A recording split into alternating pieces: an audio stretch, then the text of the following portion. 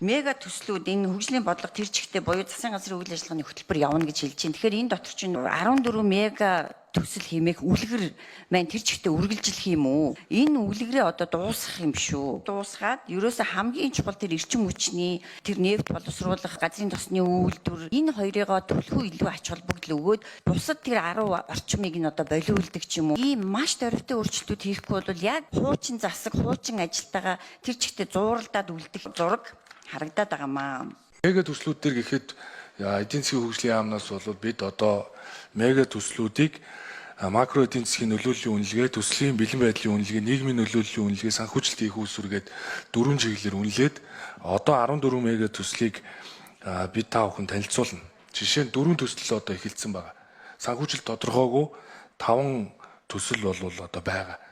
Тэгээ дээрэс нь төр хувьчны түншлэлээр хэрэгжүүлж болох зарим төслүүд гээд ингээд бид нар яг энэ 4 чиглэлийн үнэлгээгээр үнэлээд зарим нь хойшлуулах арга хэмжээнүүдийг аваад эхэлсэн ажлуудаа үргэлжлүүлэх гэсэн ийм төлөвлөлтөө бол та бүхэнд бас танилцуулна гэж.